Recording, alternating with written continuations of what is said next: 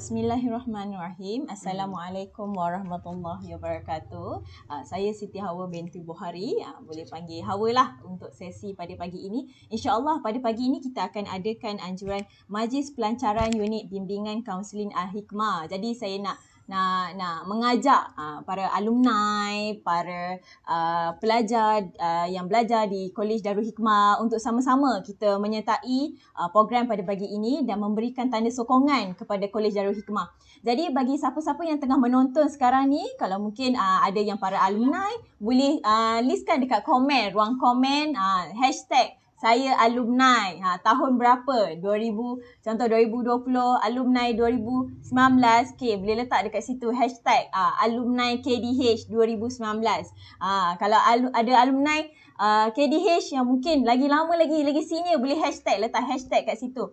Jadi saya nak ajak bagi siapa-siapa yang tengah menonton sekarang ni, insyaAllah dalam masa 5 minit lagi, dalam lebih kurang 5 minit kita akan adakan Majlis Pelancaran Unit Bimbingan dan Kaunseling Al-Hikmah. Jadi saya mengajaklah siapa-siapa yang sekarang ni tengah menonton video live ni untuk sama-sama kita memberi sokongan kepada Kolej Darul Hikmah. Yang mungkin ada yang sekarang tengah mendengar ni adalah alumni KDH, ada juga yang masih belajar lagi di KDH. Boleh letak dekat ruangan komen itu, saya alumni KDH. Kalau ada yang masih belajar sekarang, boleh letak diploma dalam apa, pendidikan awal kanak-kanak ataupun diploma kaunseling, diploma muamalat, boleh letak dekat ruangan komen. Boleh letak dekat ruangan komen tu, letak hashtag saya alumni 2019. Contohnya saya alumni 2020 ataupun saya alumni 2018. Boleh sama-sama kita memberikan tanda sokongan kepada majlis pada pagi ini, insyaAllah. Jadi mungkin siapa yang mungkin baru mendengar saya punya live ni, saya nak kongsikan insyaAllah pada pagi ini kita akan adakan live Majlis Pelancaran Unit Bimbingan dan Kaunseling Al-Hikmah yang akan rasmikan oleh kita punya naib Presiden Hilwa Abim, iaitu Cik Puan Fatin Nur Majidina Nordin, dan seterusnya ada penceramah jemputan iaitu Tuan Haji Ahmad bin Muhammad Said dan juga ucapan aluan daripada kita punya Ketua Eksekutif Kolej Darul Hikmah. Jadi siapa yang tengah menonton live sekarang ini, jangan lupa saya nak minta untuk jasa baik pada pagi ini kan, pagi Isnin lagi, saya nak minta jasa baik untuk kongsikan live pada pagi ini. Boleh tag kawan-kawan yang mungkin kenal alumni kawan dulu kan, ataupun kenal kawan-kawan yang masih belajar sama-sama diploma. Okey, boleh tag kawan-kawan untuk sama-sama kita dengar pada pagi ini. Dan jangan lupa, saya nak minta jasa baik kan, pada pagi ini kita buat sedekah sikit. Sedekah apa? Like dan juga sharekan kita punya live pada pagi ini, insya-Allah. Jadi saya sangat-sangat mengharapkan untuk semua ajak kawan-kawan lagi untuk kita join kita punya live pada pagi ini, insya-Allah. Jadi justru saya rasa mungkin majlis dah nak memula. Jadi jangan lupa kongsikan kita punya live pada pagi ini dengan kawan-kawan. Jangan lupa tag kawan-kawan alumni, kawan-kawan yang masih belajar lagi untuk sama-sama kita memeriahkan Majlis Pelancaran Unit Bimbingan Kaunseling pada pagi ini. Okey, insya-Allah itu saja daripada saya. Stay tune dan stay menonton hingga habis. InsyaAllah. Assalamualaikum.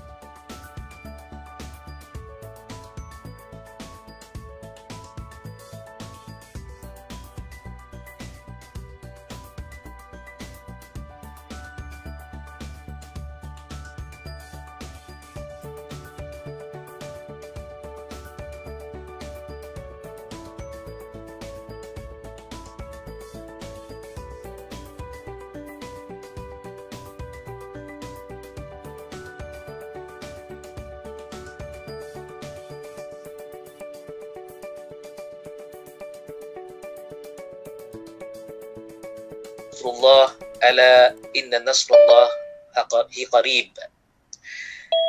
Adakah kamu mengira bahawa kamu akan masuk ke dalam syurga padahal belum datang kepada kamu cubaan seperti yang dialami oleh orang-orang yang terdahulu daripada kamu?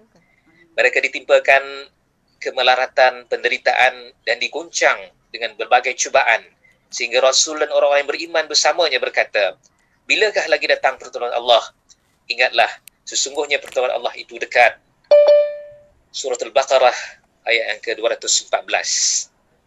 Baiklah, sama-sama kita merafakkan syukur kehadirat Allah Subhanahu wa taala kerana dengan izinnya dapat kita bertemu dalam program Majlis Perasmian Unit Bimbingan dan Kaunseling Al-Hikmah pada hari ini, iaitu tanggal 12 bulan Julai 2021 bersamaan dengan 2 Zulhijjah 1442 Hijriyah, hari Isnin, jam 10 pagi. Semoga dengan kehadiran datuk-datuk, datin-datin, tuan-tuan dan puan-puan, hadirin hadirat yang dirahmati Allah semua, menambahkan lagi keberkahan majlis kita pada pagi ini. Izinkan saya untuk menyatakan penghargaan kepada Cik Puan Fatin Nur Majdina binti Nurdin yang telah menyatakan kesediaan untuk hadir merasmikan program kita pada pagi ini.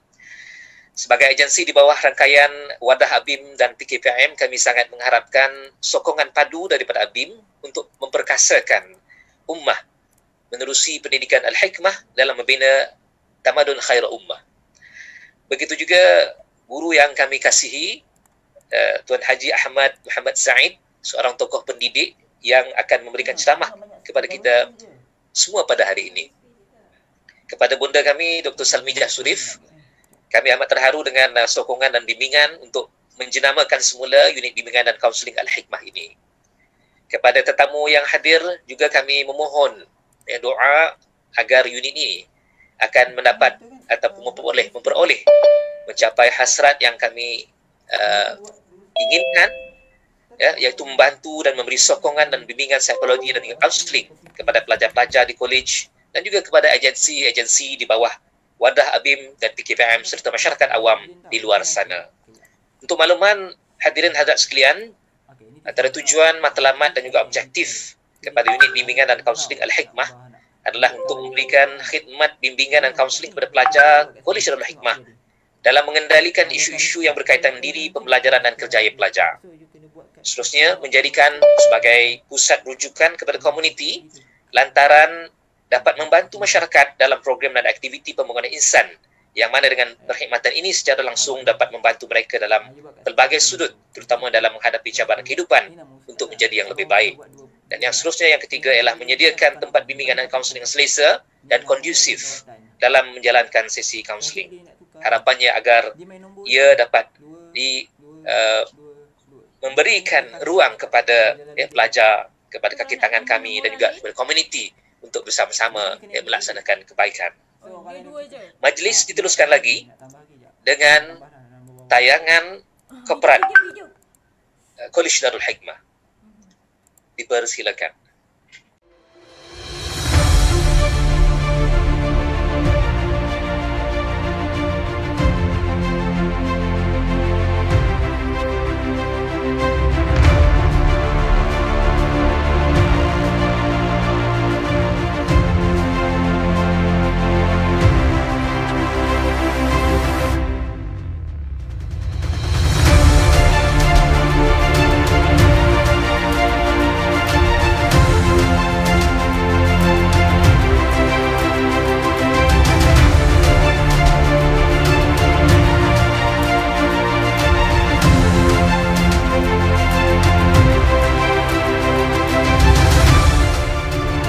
Kami bertekad untuk menghasilkan graduan yang bertaraf antarabangsa yang memiliki nilai-nilai murni berdasarkan kepada falsafah pendidikan Al-Hikmah.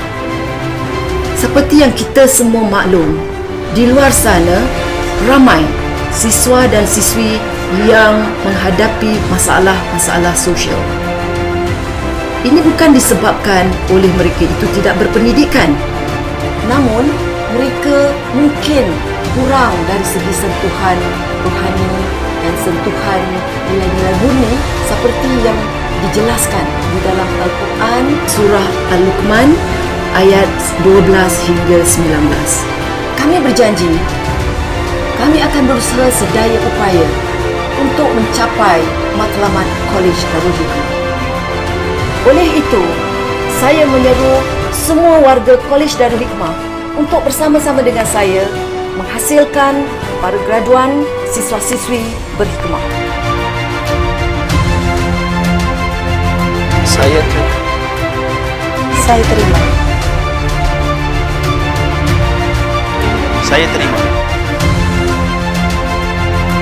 Kami terima.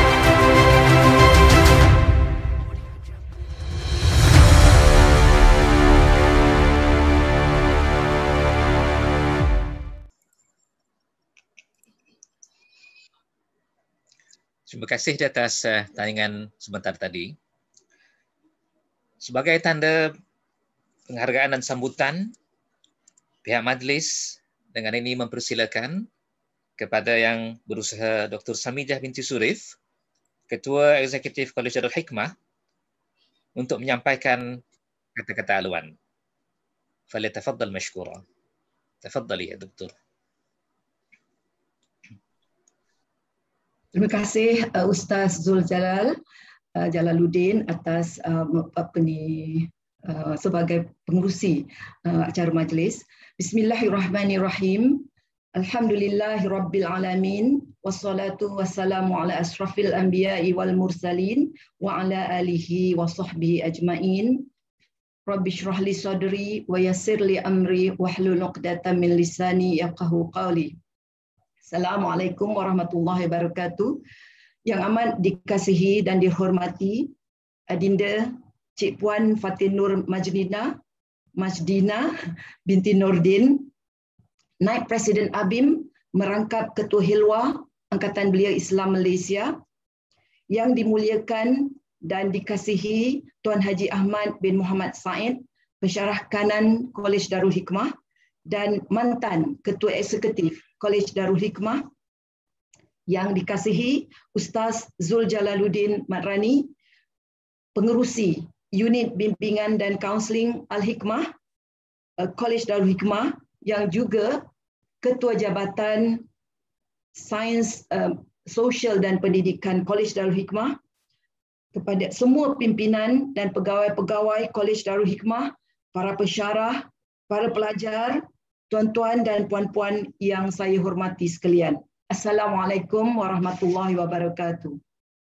Pertama sekali, izinkan saya untuk mengajak tuan-tuan dan puan-puan merafakkan syukur kehadrat ilahi kerana pada keadaan COVID dan pandemik yang agak mengawal pergerakan kita, dapat juga kita mengadakan satu pelancaran untuk unit bimbingan dan kaunseling di Kolej Darul Hikmah ini, yang kita namakan sebagai unit bimbingan dan kaunseling Al-Hikmah, Kolej Darul Hikmah. Saya ingin merakamkan ribuan terima kasih kepada Ustaz Zul Jalaluddin dan juga pasukan beliau yang telah berusaha sebaik mungkin untuk mengadakan majlis ini pada pagi ini, dan terutama sekali saya ingin merakamkan jutaan terima kasih kepada Cik Fatin Nur Majdina binti Nordin, yang merupakan Ketua Hilwa dan juga Naib Presiden ABIM. Saya tahu beliau sangat sibuk dalam urusan-urusan untuk mengendalikan ABIM ini, khususnya unit wanitanya, tapi beliau sanggup juga untuk bersama-sama dengan kita pada pagi ini untuk merasmikan acara kita yang sangat sederhana ini, tapi saya rasa walaupun sederhana, ia adalah sangat bermakna kepada kami, untuk kami semua di college, dan juga untuk mudah-mudahan jaringan ABIM dan juga jaringannya, termasuklah Wadah, Salwa, ABIM, Hilwa, PKPIM dan Hewi kita semua. Saya juga ingin merakamkan setinggi-tinggi terima kasih kepada Tuan Haji Ahmad Muhammad Said, yang merupakan salah seorang daripada pengasas Kolej Darul Hikmah yang telah memberikan idea-idea beliau yang amat bernas semasa penubuhan kolej, dan sehingga kini beliau masih bersama-sama dengan kami sebagai pensyarah kanan yang sentiasa memberi dorongan, sokongan kepada kami dalam setiap apapun yang kami lakukan. Dan pagi ini alhamdulillah beliau bersetuju untuk bersama-sama memberikan satu kuliah ataupun memberikan perkongsian beliau bersama dengan kita, alhamdulillah. Tuan-tuan dan puan-puan yang dihormati sekalian, idea untuk penubuhan satu unit bimbingan dan kaunseling Al-Hikmah ini sebenarnya telah bermain-main di benak kami sejak beberapa lama. Tahun lepas kita alhamdulillah berjaya, sebelum pandemik kita berjaya mengadakan satu seminar di peringkat kebangsaan, iaitu seminar kesihatan mental. Dan ini adalah usaha sama di antara Kolej Darul Hikmah di bawah pusat, di bawah Jabatan Jabatan Sains Sosial dan Pendidikan, dan juga Salwa, pihak Salwa Malaysia, pihak Yadim, dibiayai oleh pihak Yadim, dan juga beberapa agensi-agensi kerajaan seperti Anti Dadah, Pusat Anti Dadah Negara, dan juga beberapa pusat kesihatan. Jadi daripada situ kita mendapati bahawa memang sangat perlu bagi kita untuk mengadakan unit bimbingan dan juga kaunseling ini, kerana bimbingan dan juga kaunseling ini kami rasakan perlu disusun atur dengan lebih terstruktur lagi, dan bimbingan melibatkan pembelajaran pelajar, bimbingan melibatkan kerjaya, bimbingan yang melibatkan kerjaya pelajar, bimbingan melibatkan masalah-masalah pelajar dan sebagainya. Itu akan dapat dilaksanakan dengan lebih baik lagi sekiranya kita ada satu unit yang tertentu, yang ditubuhkan khas dengan pegawai-pegawai tertentu nanti yang pada masa ini memang dalam keadaan yang very skeletal, sangat sedikit, tapi kami percaya bahawa we have to start, kita kena mula. Bila kita mula itu dan diharapkan dengan bantuan-bantuan daripada rangkaian kita, daripada ABIM, daripada WADA, daripada PKPIM dan juga daripada alumni kita dan daripada sahabat-sahabat kita di luar, mudah-mudahan hasil ataupun usaha benih yang kita tanam ini akan membuah menjadi pohon rendang yang akan memberi manfaat bukan hanya sahaja kepada pelajar-pelajar kita, bukan hanya sahaja kepada ahli-ahli jamaah kita, tapi semua kepada warga-warga di luar sana, warga Malaysia di luar sana, yang mana ini adalah merupakan kita punya stakeholders, stakeholders kepada kita, kerana kita adalah satu jamaah yang mana cakupannya adalah ke seluruh Malaysia.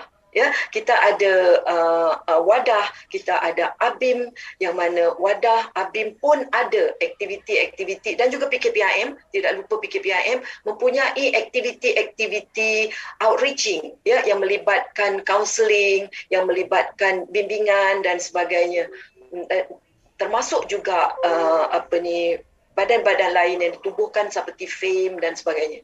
Kami melihat bahawa sebagai satu kolej, KDH mempunyai uniqueness-nya, mempunyai keunikan tersendiri, kerana kami adalah badan yang boleh memberikan persijilan misalnya, dan kita pun mempunyai dua program. Kita ada program kaunseling di peringkat diploma, kita juga ada program psikologi. Kita ada diploma counseling, kita ada diploma psikologi. Dan diploma-diploma ini menjalankan penyelidikan. Dan kita di KDH ada AKK, iaitu Akademi Kajian Ketamadunan. Dan ini kalau kita gabungkan, kita buka peluang-peluang untuk menjalankan penyelidikan, untuk menjalankan perkhidmatan, untuk memberikan kursus-kursus bersijil dan sebagainya. Ini adalah merupakan satu sinergi yang amat kita harapkanlah, ya, kita harapkan. Jadi KDH will do its part untuk memberi persijilan dan sebagainya, dan untuk membantu agensi-agensi jamaah kita seperti iaitu Wadah, Salwa di bawahnya, dan juga ABIM, PKPIM untuk melancarkan lagi aktiviti-aktiviti kaunseling, aktiviti-aktiviti bimbingan yang dapat kita laksanakan bersama. Jadi saya nampak ini adalah satu penubuhan unit ini merupakan satu bibit-bibit kecil yang kita cuba tanamkan, yang mana diharapkan sangatlah, ya, dia mendapat sambutan, dia mendapatkan mendapat dorongan daripada semua jamaah untuk kita sama-sama berkhidmat kepada masyarakat lebih besar di luar sana. Ya, masyarakat Malaysia yang sangat-sangat perlukan, ya, kepada perkhidmatan bimbingan kerjayanya, terutama sekali bimbingan dan kaunseling dari segi bagaimana kita menghadapi kehidupan kita hari-harian. Ya, saya juga dimaklumkan, insya-Allah kita juga akan membuka tele counselling, ya, Ustaz, di bawah program ini. Dan saya juga ingin mengalu-alukan Cik Baktiah Hasnan yang merupakan orang kuat kepada Ustaz Zul Jalal, dan juga Puan Siti Hawa dan Cik Aid Nur Aisyah, yang mana kita insya-Allah melalui unit ini nanti mereka akan terus mengembangkannya seperti yang disebutkan tadi oleh Ustaz Jalaluddin, Zul Jalal, bahawa kita pun ada Akademi KDH. Akademi KDH ini bertujuan untuk mengembangkan aktiviti-aktiviti pendidikan sepanjang hayat, ya, lifelong learning. Dan melalui inilah nanti kita boleh melaksanakan banyak aktiviti-aktiviti pensijilan dan sebagainya. Hatta kalau kita berjaya, kita boleh buat program-program diploma ataupun masters program pada peringkat-peringkat yang lebih tinggi lagi, insya-Allah.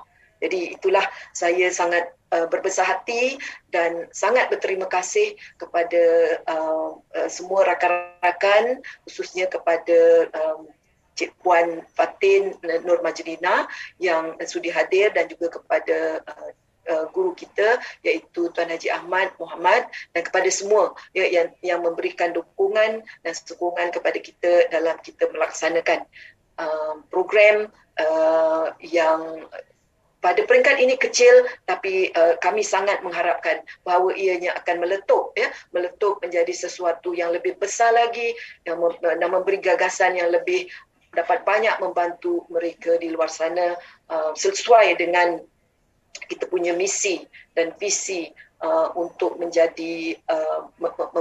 menjadikan organisasi jamaah kita ini sebagai pembina khairah ummah, insya-Allah. Jadi dengan itu dan dengan ucapan terima kasih banyak-banyak, jazakumullahu khairal jazak kepada semua, saya akhiri dengan wabillahi taufik wal hidayah. Assalamualaikum warahmatullahi wabarakatuh.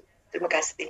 Waalaikumsalam warahmatullahi taala wabarakatuh. Majlis menakamkan ucapan terima kasih kepada Yang Berusaha Dr. Sadmijah binti Surif, Ketua Eksekutif Darul Hikmah. Seterusnya kita akan mendengar kata-kata hikmah yang akan disampaikan oleh penceramah kita pada hari ini.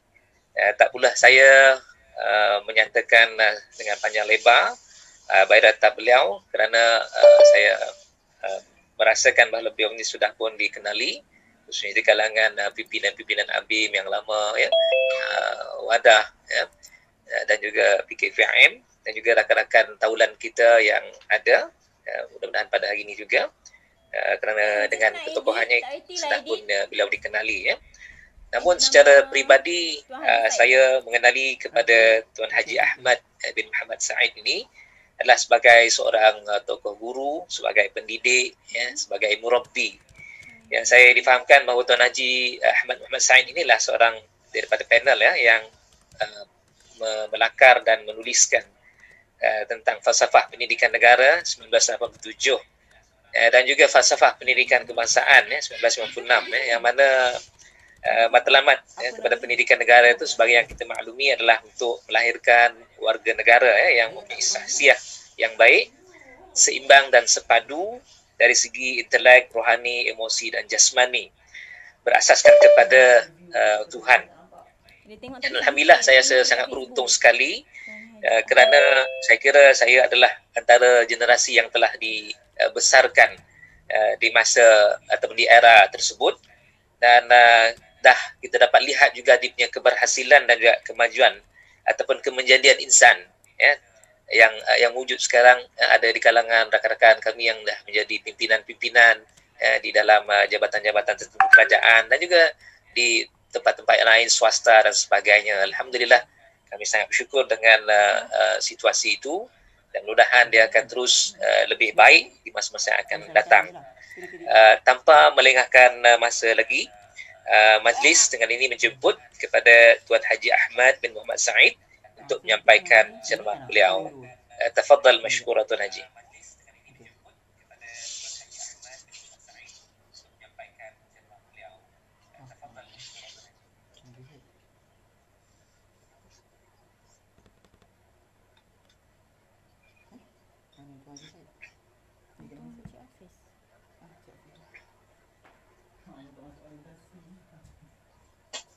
Macam anak saya belajar. Dia belajar online. Kita tengok tu lagi. Dia penting.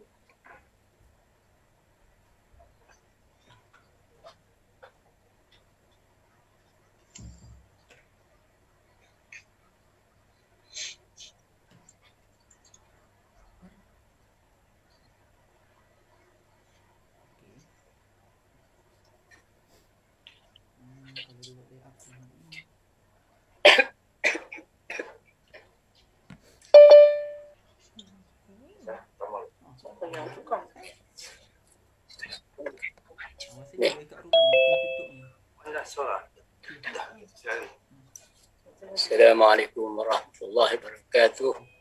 Dengar Ustaz Zul? Dengar Tuan Haji. Alhamdulillah. Jelas, alhamdulillah. Jelas. Alhamdulillahirabbil alamin. Salatu wassalamu ala asyrafil anbiya'i wal mursalin wa ala alihi washabbihi ajmain. Amma ba'd. Alhamdulillah. Dahulu saya merafak syukuran kepada Allah SWT atas limpah rahmat dan kesempatan untuk sama-sama dengan saudara-saudari dalam majlis pagi ini. Tahniahlah kepada pihak college, khususnya kepada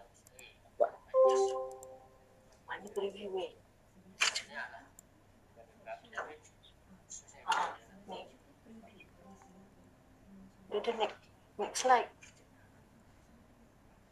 Sebelah mana? Show. Okay, show kita tu. Division. Review. Review kat mana? Kat tengah tu hide. Okey, bawah tu yang sebelah slide show. Okey, sebelah dia. Kiri. Sebelah ni. Yang tu. Reading view. Okey. silakan. Alhamdulillah. Maaf gangguan sebentar tadi. Saya mengucapkan terima kasih pada pihak college untuk menjemput untuk memenuhi program pagi ini. Dah lama tak datang ke college.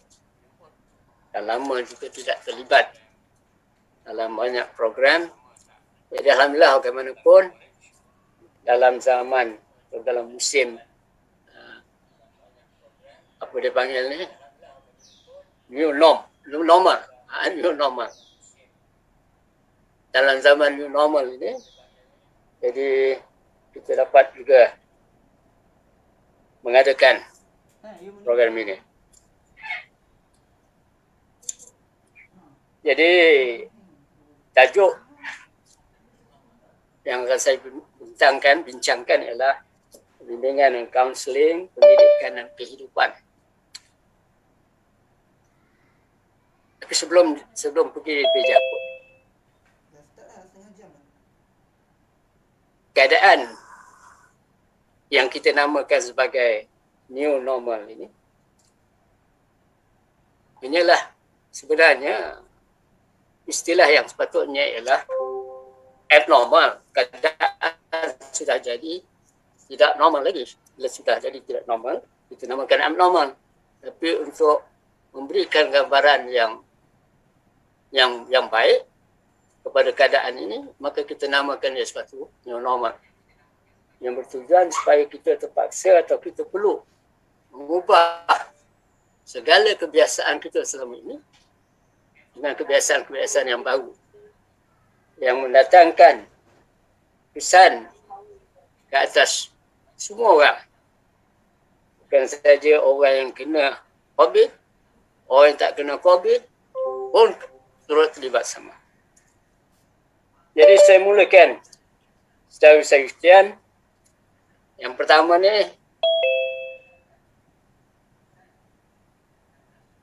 seluruh kehidupan manusia adalah ujian. Ataupun seluruh kehidupan manusia adalah perjuangan. Dalam surah Al-Anbiya ayat 35, maksud ayat tiap-tiap yang berjiwa, tiap-tiap yang bernyawa akan merasakan mati. Dan Allah mengatakan, kami akan menguji kamu dengan keburukan dan kebaikan sebagai cubaan. Allah memang memberikan ujian ini. Allah yang memberikan ujian kepada kita. Jadi maksudnya apa saja yang berlaku adalah datang daripada Allah SWT. Dan tujuannya adalah untuk menguji semua orang. Tidak ada yang terkecuali. Dan ujian itu bersifat buruk, bersifat baik. Jadi buruk dan baik itu adalah cubaan. Buruk dan baik itu adalah ujian. Dan buruk, kita mengalami keburukan, maka kita disuruh supaya bersabar. Dan kalau kita mendapat kebaikan, kita disuruh supaya bersyukur. Kedua-duanya adalah baik. Yang buruk itu baik kalau kamu bersabar. Yang baik itu juga baik kalau kamu bersyukur.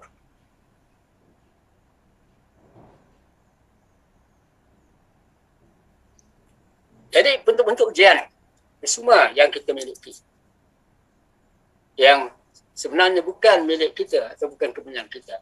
Anak, isteri atau suami, kebun atau ladang, kenderaan, wang, emas, pangkat, derajat dan batang tubuh kita sendiri. Itu adalah milik Allah SWT. Dan semua itu adalah amanah.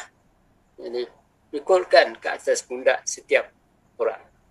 Kita diuji dengan ketakutan, kelaparan, kesakitan, kerugian, kekurangan, kehilangan. Selama ini kita mendengar, malah kita melihat setiap masa peperangan-peperangan yang berlaku di merata-rata tempat. Utamanya di Asia Barat atau di Timur Tengah.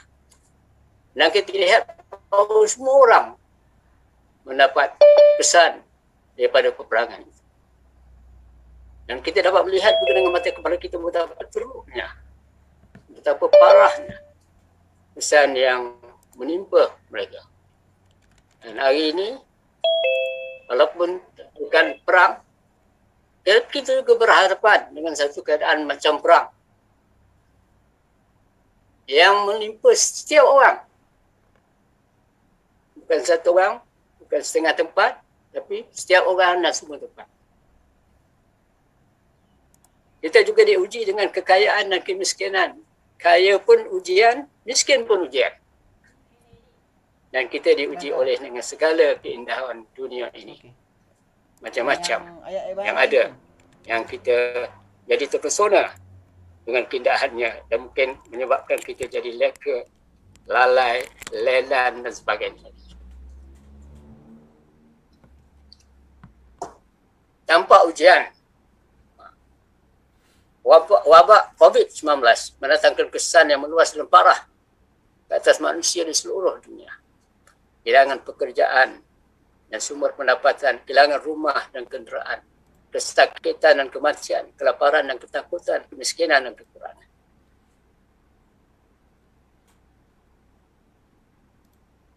Semua orang merasakan kesannya. Akibatnya manusia dilanda kerunsingan dan tekanan mental serta jiwa parah. Ada yang hilang keyakinan serta harapan. Lantas ada yang hilang kewarasan dan bertindak dengan kekerasan, dan ada yang terdorong membunuh diri. Bantuan makanan dan keuangan sahaja tidak mencukupi. Kalau kita bercakap tentang kempen bendera putih, kebanyakan yang menaikkan bendera putih itu adalah orang yang sudah terputus makan dan tidak ada wang untuk membeli makanan. Bukan mereka saja yang tertekan. Dan bantuan itu saja pun tidak memadai. Kerana semua manusia hari ini yang terlibat, yang kaya, yang miskin, yang apa dia panggil M20, B20, apa lagi itu yang 20, ni apa, B40, T20, M lah. Jadi yang ada ramai juga yang T20 dah jatuh, kadang-kadang terus jatuh jadi B40. Kemudian yang M20 juga pun jadi begitu. Dan apatah lagi yang berada pada apa itu B40. Jadi semua manusia ini terjejas dalam banyak hal yang mendatangkan kesan yang parah, bukan saja ke atas diri, ke atas keluarga, ke atas masyarakat, dan juga ke atas negara.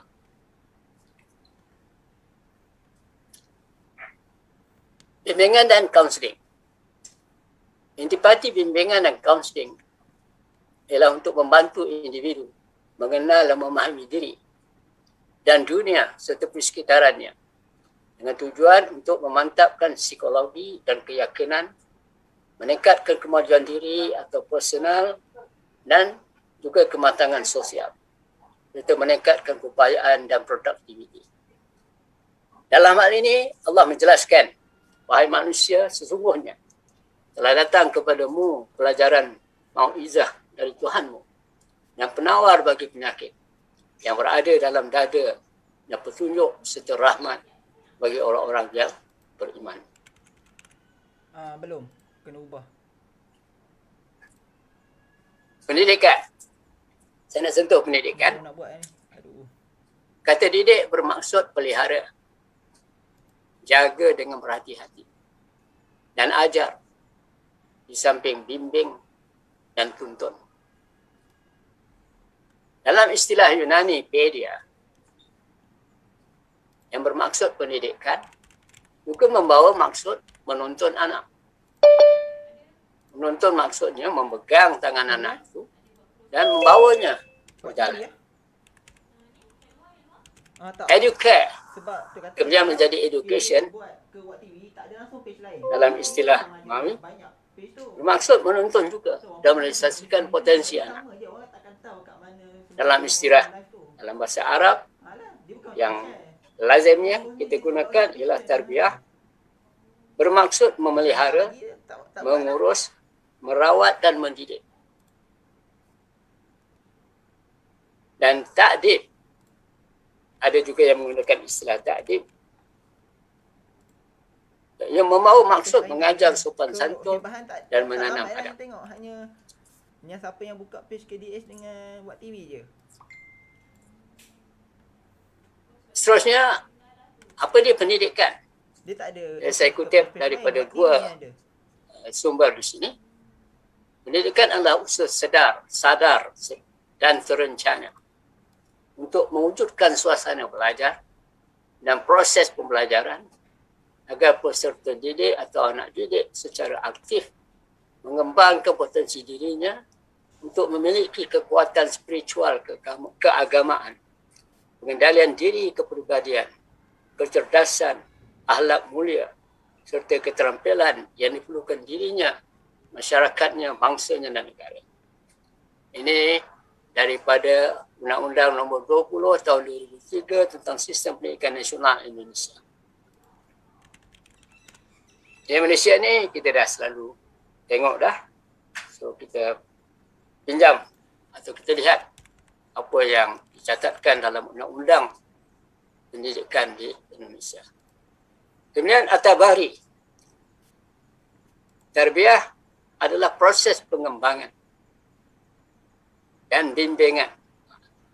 Proses pengembangan dan bimbingan jasad, akal dan jiwa yang dilakukan secara berkelanjutan atau berterusan sehingga mutarabi atau anak didik biasa dewasa dan mandiri itu hidup di tengah masyarakat.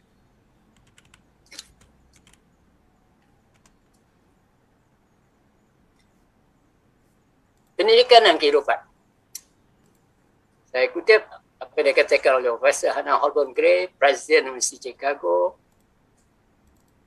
yang membuat ucapan dan dimasukkan dalam magazine Winter Issue tahun 1988. Memikirkan tentang pendidikan adalah memikirkan tentang isu-isu utama dalam kehidupan manusia. Memikirkan tentang tujuan-tujuan pendidikan pula, memikirkan tentang rupa bentuk atau wajah manusia, jenis keterampilan, matlamat yang paling sesuai untuk menjaminkan kesejahteraan sosial dan kualiti tamadun bangsa. Jadi, pendidikan dan kehidupan itu berkait erat. Pendidikan menentukan corak kehidupan dan kehidupan juga mempengaruhi corak pendidikan. Apakah isunya? Dalam kehidupan dan juga dalam pendidikan. Pertama, kekurangan dan kegersangan nilai-nilai luhur dan mulia.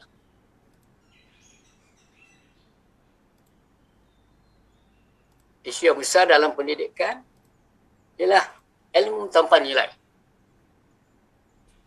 Ilmu tanpa nilai. Salah satu nilai tara penting di Barat ialah menjadikan ilmu itu value free, bebas nilai. Maksudnya nilai-nilai luhur, nilai-nilai akhlak, nilai-nilai mulia ini tidak perlu dimasukkan dalam ilmu atau dalam pendidikan.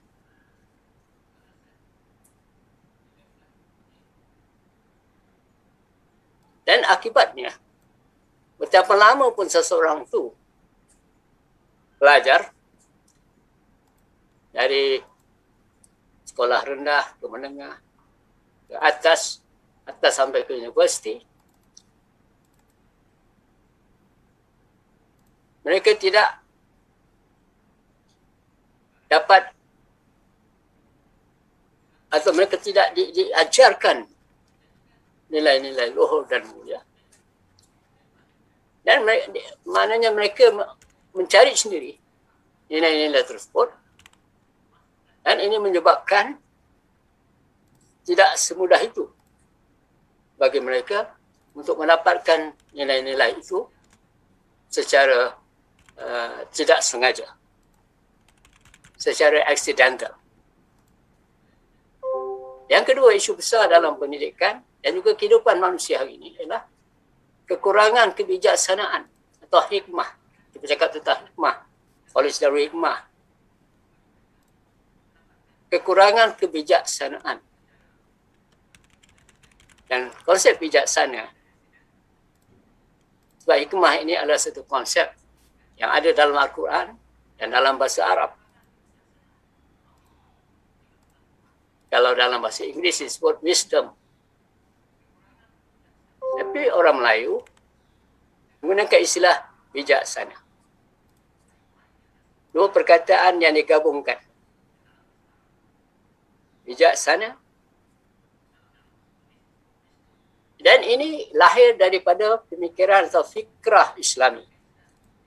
Lahir apabila orang-orang Melayu telah menerima agama Islam, mengetahui ajaran-ajaran yang terkandung, mengetahui matlamat hidup mereka, dan akhirnya bila mereka cuba mencari perkataan yang sesuai, yang mudah boleh difahami atau dengan mudah difahami oleh masyarakat. Jadi istilah yang diambil ialah bijak, merujuk kepada pandai dan sebagainya lagi. Dan sana itu merujuk sebenarnya ialah kepada matlamat kehidupan yang akhirnya semuanya akan ke sana, iaitu ke akhirat. Jadi konsep bijaksana ialah bagaimana seseorang itu dalam kata-kata, dalam perbuatan, dalam membuat keputusan-keputusan, sentiasa memikirkan kesannya sampai ke hari akhirat. Jadi menyebabkan mereka sentiasa berhati-hati dan berfikir sebelum mengeluarkan kata-kata, sebelum membuat keputusan, kerana ia akan mendatangkan kesan bukan sahaja pada masa sekarang, tapi pada masa akan datang. Jadi itu istilah yang kalau dapat difahami oleh orang Melayu hari ini, oleh kita hari ini, jadi ia akan memberikan kita kebijaksanaan dalam segala tindak tanduk. Malangnya kebijaksanaan ini sudah semakin hilang. Dan yang tepu sekarang ialah kebijaksinian. Maksudnya apa pun yang dibuat, mereka hanya melihat dunia ini semata-mata. Atau masa ini semata-mata. Banyak kritik terhadap kehilangan hikmah dalam ilmu dan dalam kehidupan. Ayat lain ada yang? Misalnya, seorang profesor falsafah Saya dah hantar di Nicholas Maxwell di Universiti London, dalam bukunya bertajuk From Knowledge to Wisdom. From Knowledge to Wisdom. Ni, hebahkan lagi, hebahkan. Menegaskan bahawa ilmu yang banyak, sains Yang berjerit ni? dan macam-macam lagi, tidak menjadikan kehidupan lebih baik. Dah off lah. Tidak menjadikan kehidupan baik. Mungkin kehidupan itu lebih cara hidup katanya lebih baik, kemudahan-kemudahan lebih banyak, tetapi kehidupan keseluruhannya tidak menjadi lebih baik. Dan segala masalah hari ini katanya yang menimpa manusia seantero dunia ini adalah kerana kesan daripada kehilangan hikmah. Itu menyebabkan Nicholas Maxwell ini dan satu kumpulan yang kecil masih lagi merupakan kumpulan pejuang-pejuang yang mahu menegakkan hikmah dalam pendidikan di Eropah. Kekurangan kemanusiaan dan kelimpahan kehaiwanan. Penghakisan kemanusiaan ini atau dehumanisasi ini berlaku di mana-mana, hatta dalam bidik rujah.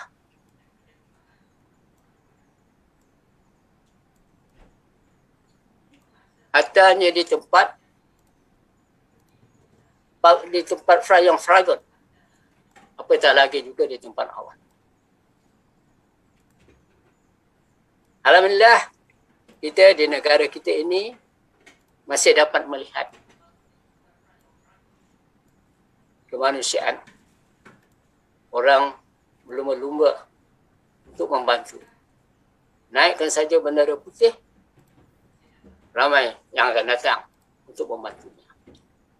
Dan di mana-mana kita lihat terdapat kumpulan-kumpulan yang berusaha untuk mengumpulkan keperluan-keperluan dan mengedarkan kepada mereka yang memerlukannya. Seterusnya ialah kekurangan keadilan dan mungkin ketandusan keadilan dan kemerajalela kezaliman. Saya sedang melihat kezaliman yang berleluasa hari ini. Kezaliman itu bukan saja berlaku di negara-negara yang dikatakan teruk, tidak demokratik dan sebagainya lagi. Tapi juga berlaku di negara-negara yang katanya bukan negara-negara demokratik. Kekurangan kasih sayang dan kesuburan kebencian. Negara yang dikatakan paling demokratik seperti Amerika penuh dengan kebencian. Kebencian yang bukan saja berada dalam negara mereka, kebencian yang menebar keluar sampai ke seluruh dunia. Nah, akibatnya manusia menjadi amat kecewa, sangat menderita, sangat merana. Dan bukan saja manusia yang kecewa, menderita dan merana. Alam, haiwan, tumbuhan turut terseksa. Ini istilah yang digunakan oleh seorang tokoh intelektual Islam, suicide, iaitu manusia sedang membunuh diri. Dan ecocide, iaitu alam juga sedang mengalami proses bunuh diri.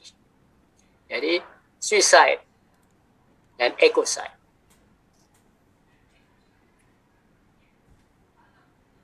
Sebar dan suburkan kasih sayang. Allah SWT menjadikan seluruh alam dan makhluknya dengan penuh kasih sayang.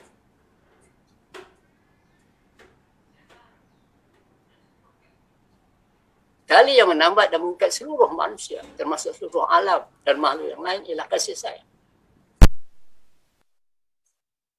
Unsur utama yang menyuburkan kecanaan, kepedulian, kasihan belas dan keikraman ialah kasih sayang. Karena kasih sayang itu adalah fitrah, kasih sayang itu adalah tunggak insan, nilai tunggal dengan nilai yang antara nilai fundamental, antara nilai trust atau antara nilai asasi keinsanan atau kemanusiaan ialah kasih sayang.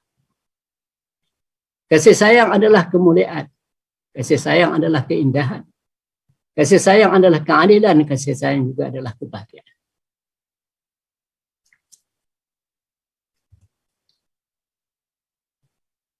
Seorang tokoh falsafah, filosof Kristian, Kierkegaard, dalam bukunya Works of Love, mengatakan bahawa untuk menipu diri sendiri daripada kasih sayang atau cinta adalah merupakan penipuan yang paling dahsyat. Ia merupakan kerugian yang abadi yang tidak dapat diganti. Sama ada dalam masa yang ada atau masa semasa ataupun masa yang abadi. Di sini dan juga di sana. Untuk menipu diri sendiri daripada kasih sayang atau cinta adalah merupakan penipuan yang paling dahsyat. Kerugian yang abadi yang tidak dapat diganti, sama ada dalam masa yang ada atau yang abadi. Budaya penyayang. Secara ontologi, asal-usul manusia terikat dalam hubungan kepenyayangan atau dipanggil dalam caring relationship. Lahir-lahir saja manusia ini dia terikat, terutamanya bagi anak yang lahir, jadi hubungan dengan ibu bapanya, hubungan dengan adik-beradiknya dan sebagainya lagi itu. dipenuhi dengan kasih sayang. Ciri-ciri kepercayangan atau caring. Yang pertama ialah keprihatinan, concern. Kita rasa susah hati, kan? Keterikatan, connection. Pertolongan, assistance. Penjagaan. Kefahaman yang mendalam, deep understanding dan kasihan belas, compassion.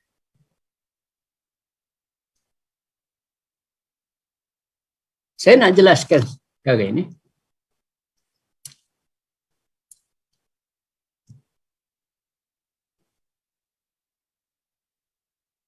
Apabila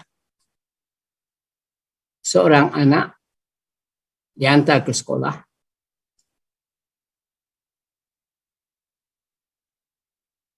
walaupun pada minggu pertama, kedua dan mungkin minggu-minggu berikutnya, guru memberikan perhatian,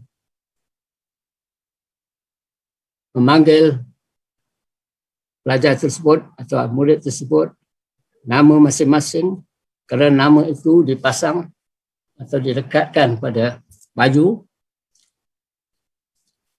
Tetapi lazimnya apa yang berlaku ialah tidak lama dan selepas itu dalam tempoh yang panjang, apa yang berlaku ialah mereka hilang nama. Dan mungkin juga mereka hilang wajah. Hilang nama maksudnya, selepas itu guru tidak lagi memanggil nama masing-masing murid-murid itu. Sebab semua nama itu digantikan dengan nama ganti nama. Jadi kelas dipanggil class up, class go out, class get inside the class, go outside the class, ataupun dipanggil kamu saja, kamu semua. Dan mungkin yang lebih teruk daripada itu, bila melihat ada yang nakal, dia akan panggil, monyet tak boleh duduk diam ke?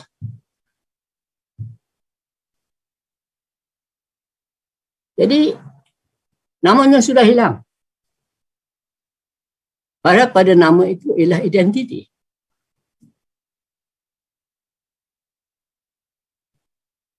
Pada nama itu ialah pengenalan dan identiti. Pada nama itu ialah kebanggaan. Sebab itu memang digalakkan memberi nama-nama yang baik.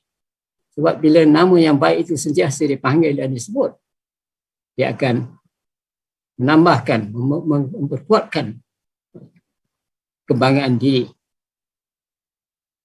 dan juga keyakinan diri. Satu lagi ialah mereka sudah kehilangan wajah.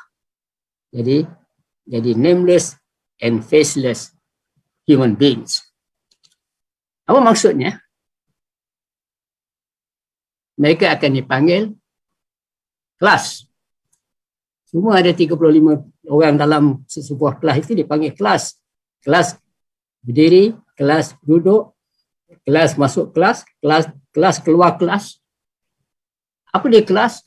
Kelas ialah satu bilik darjah yang mengandungi kursi, meja, papan dan sebagainya lagi. Itu adalah kelas. Itu wajah kelas. Tapi bila anak-anak itu dia panggil kelas, maka inilah salah satu proses apa dikatakan penghakisan kemanusiaan mula berlaku. Dehumanizing process. Anak-anak itu human, tapi proses yang dilaluinya itu adalah proses dehumanizing. Keterikatan, connection, dan juga relationship. Saya selalu mengatakan, bagi anak yang pertama kali masuk dan bertemu pertama kali guru, kedua-duanya adalah strangers, orang asing. Sebelum anak itu datang, guru tidak pernah tahu dia dan tidak pernah kenal dia. Kemudian dia datang. Dan seorang murid itu juga pertama kali dia tak pernah kenal guru, tak pernah tahu guru itu. Dua-dua adalah strangers. Dua-dua orang asing.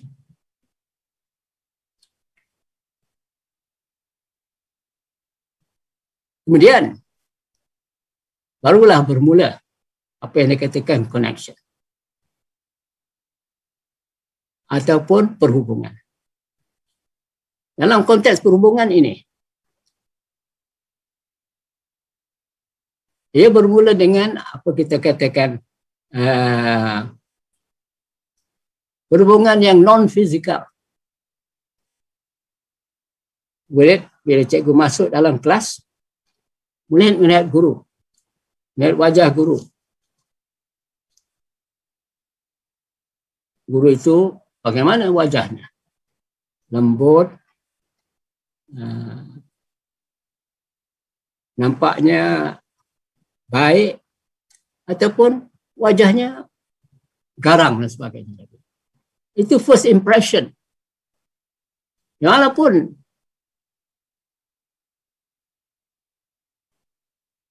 mungkin dia tidak tapi first impression tu selalulah yang meninggalkan kesan yang mendalam. Saya tengok hari pertama cikgu, dia kata cikgu ni garang. Agaknya suara cikgu tu mungkin tinggi sikit atau kasar sikit, ataupun kan bahasa. Itu yang kedua. Apabila connection tu melalui bahasa. Bagaimana bahasa itu digunakan? Bahasa apa yang digunakan? Bahasa yang kasar, bahasa yang lunak, itu semua ada kesan. Dengan pertolongan. Semua orang, semua murid perlukan pertolongan. Dia kaya bagaimanapun, dia perlukan pertolongan. Kerana kaya bukan bermakna dia sudah lengkap. Dan dia tidak perlukan apa-apa lagi pertolongan. Apatah lagi yang miskin. Saya melihat satu gambar trailer di TV, kisah guru dan kisah seorang murid yang tiap-tiap hari sampai lambat ke sekolah, dan tiap-tiap hari kerana lambat dia dikenakan hukuman. Sehingga kan bila dia sampai saja, dan memang dia sampai lewat, dan walaupun dia sudah kena hukuman, dia masih lagi lewat masuk. Dan bila dia sampai saja, dia sudah tadah tangan saja, bersedia untuk menerima hukuman daripada gurunya. Dan perkara ini berterusan. Sehingga satu hari, guru itu lalu di kawasan pelajar itu tinggal dan melihat pelajar itu berlari untuk masuk ke kawasan rumahnya. Dan dia berhenti melihat. Dan tidak lama selepas itu keluar seorang lelaki pelajar yang berlari untuk pergi ke sekolah, dan pasti juga dia akan datang sampai lewat ke sekolah. Dan barulah akhirnya guru itu mengetahui bahawa anak itu daripada keluarga yang sangat susah. Dan itulah saja satu pakaian sekolah yang dikongsikan dua beradik. Seorang sekolah pagi, seorang sekolah petang. Jadi akhirnya yang petang itu terpaksa menunggu. Sebelum akhirnya abangnya balik, dan akhirnya dia dapat pakaian sekolah. Kemudian dia pergi ke sekolah. Dan bila hal itu diketahui oleh guru, apa yang berlaku? Bila murid itu masuk, menadah tangan supaya dikenakan hukuman, guru itu terus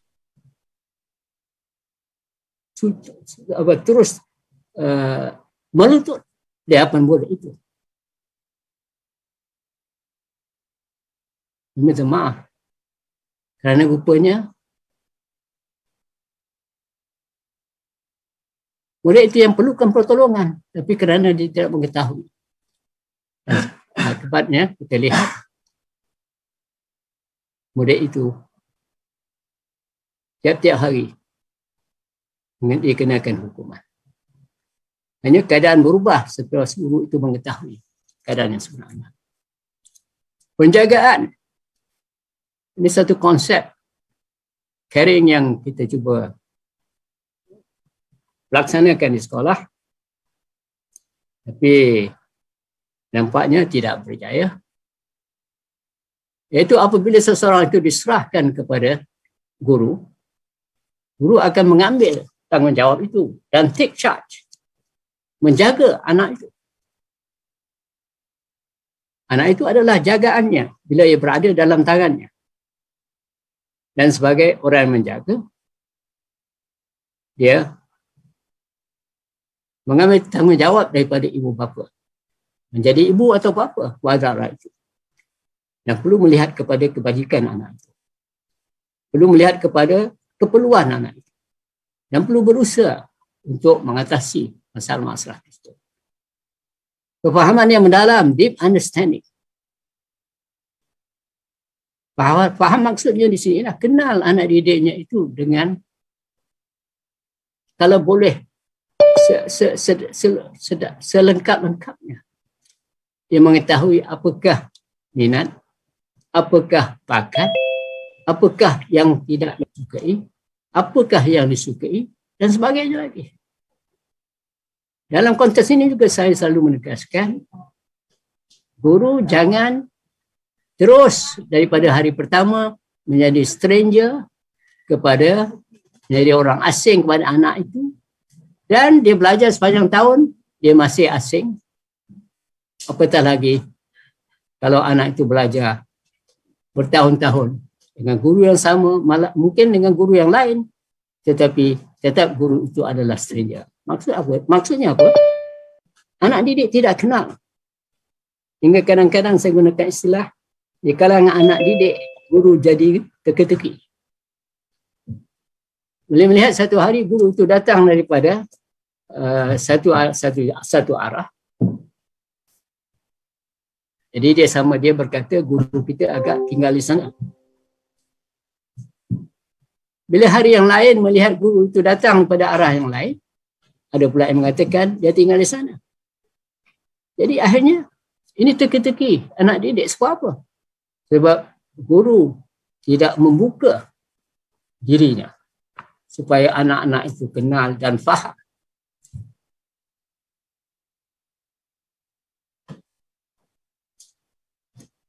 Memupuk dan menyebar kasih sayang adalah tuntutan yang fitri, yang fitrah. Kasih sayang dapat meningkatkan harga diri. Harga diri pula berkait rapat dengan maruah, dengan kehormatan, dengan kebanggaan, dengan esteem diri dan keyakinan diri.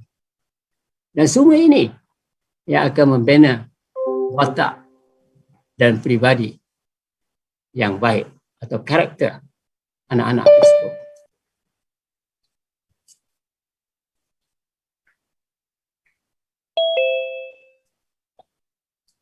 Jadi sekian.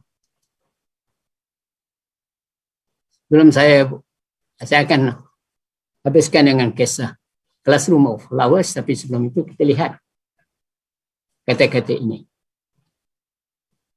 Apabila anak hidup dengan kritikan,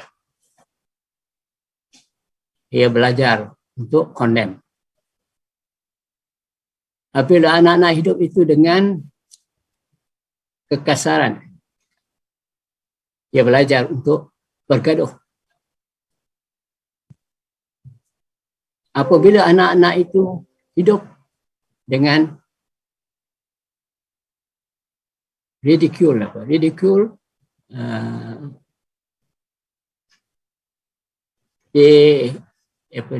diejek dan sebagainya, dia belajar untuk menjadi malu. Dia malu.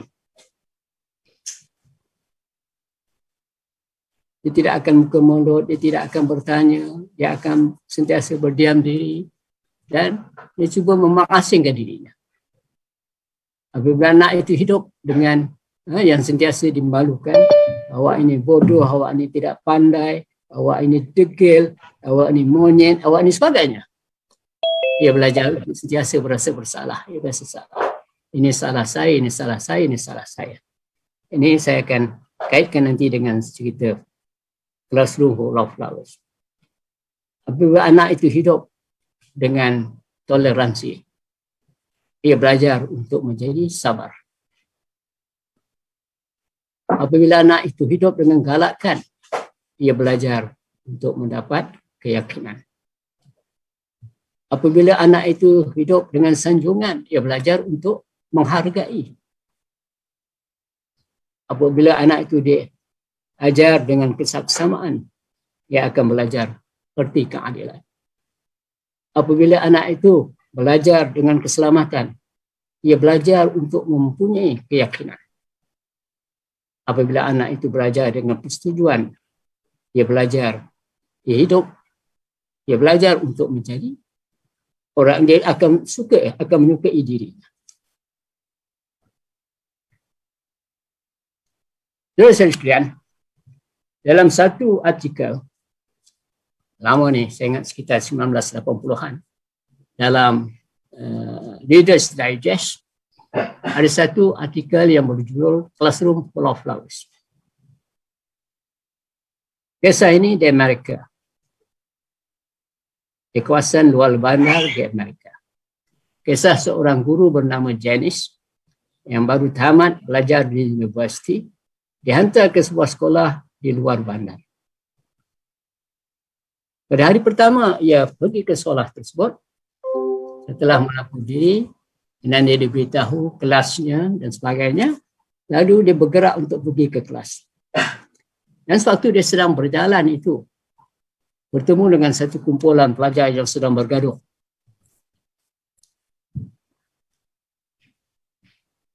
Dia menegur. Yang pelajar itu semua berhenti bergaduh dan melihat wajah. Dan itu kali pertama mereka melihat wajahnya dan mereka tidak kenal. Mereka pusing balik dan meneruskan pergaduhan. Justru apabila sampai ke kelas, dia dapati kelas itu kosong. Lalu dia cuba mencari murid-muridnya. Seorang guru yang sudah lama di situ menegur, memarahi satu pelajar yang sedang bergaduh dan mereka semua lari masuk ke dalam kelas. Rupanya itulah kelas yang dimasuki oleh Janice. Itu hari pertama, dia cuba mengajar. Tapi sekejap saja anak itu mendengar, lepas itu mereka akan bergaduh, hatta dalam kelas. Sehingga kan pada selepas tamat hari pertama mengajar, dia memikirkan apa memilih kerjaya yang salah menjadi guru. Dan dia gagal.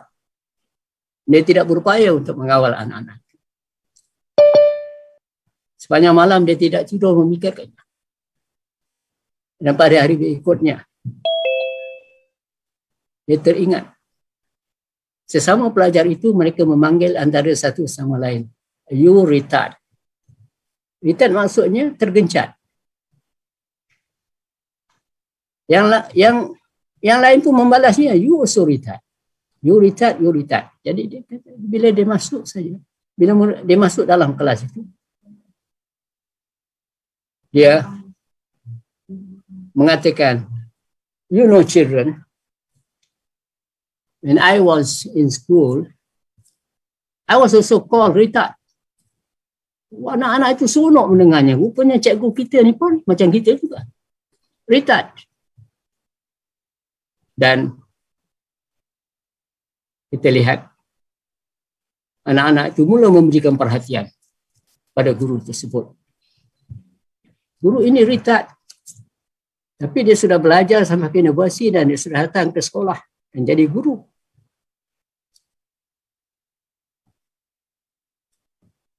Akhirnya anak-anak itu mula belajar.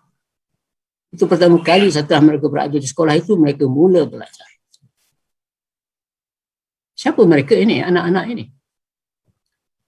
Anak-anak ini ialah anak-anak imigran yang pergi ke Amerika, yang bekerja di ladang-ladang. imigran yang tidak boleh bertutur bahasa Inggeris dan tidak bertutur bahasa Inggeris. Anak-anak yang tidak menguasai bahasa Inggeris dan tidak dapat bercakap dengan baik dan tidak dapat mengikuti pelajaran yang diajar oleh guru-guru mereka. Sehingga semua guru-guru di sekolah itu menganggap anak-anak itu semua tidak boleh belajar, semua tergencat. Akhirnya mereka itu dipanggil retard.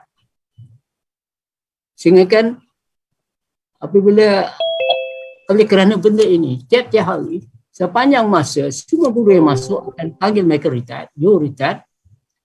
Akhirnya mereka menerima hakikat bahawa mereka itu retard, mereka itu tergencat, mereka tidak boleh belajar, mereka itu lemah. Dan apabila Janice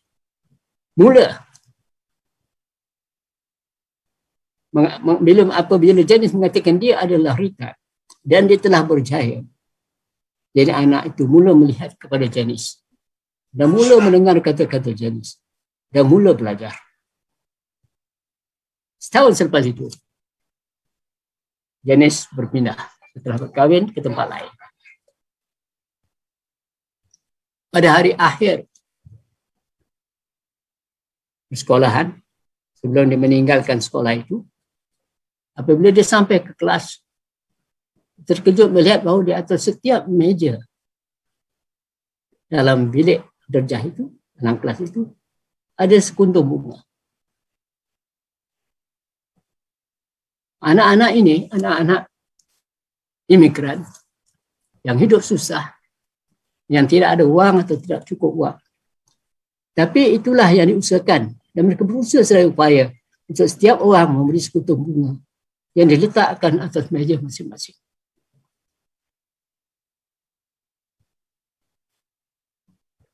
Malahan sebenarnya sebelum Janice sampai hari itu, pengetuanya, headmasternya sudah menunggu dia di pintu pagar.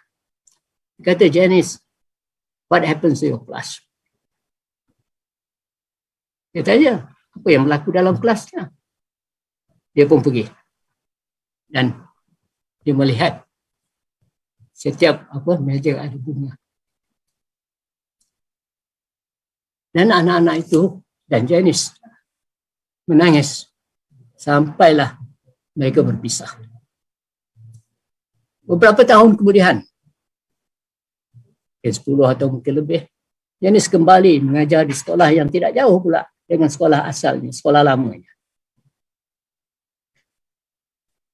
Dan dia dapati bahawa pelajar dahulu yang dipanggil retard, yang dianggap retard, yang tidak dipedulikan oleh guru-guru di sekolah itu dahulu, telah berjaya dalam hidupnya. Ada yang sudah belajar sampai ke universiti. Ada yang sudah menjadi pegawai-pegawai. Dan inilah. Maknanya, kalau kita lihat kepada cerita ini, dan bukan cerita ini berlaku di sini. Cerita ini, anak-anak yang dibiarkan, malah selalu apa yang berlaku di sekolah kita, anak-anak yang dikatakan kurang pandai, tidak berjaya dan sebagainya itu akan dimasukkan, diasingkan dalam bilik darjah yang khas.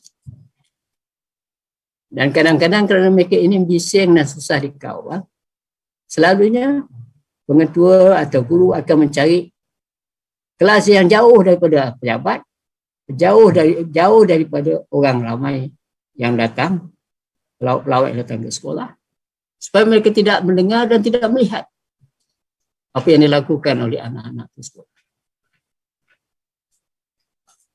Dan lazimnya juga, apabila memilih guru untuk mengajar di kelas-kelas itu, maka akan dipilih bila bukan guru seperti Janice, tapi guru-guru yang dapat mengawal disiplin. Mempunyai suara yang besar, suara yang keras, yang garang, yang boleh mengawal, iaitu dengan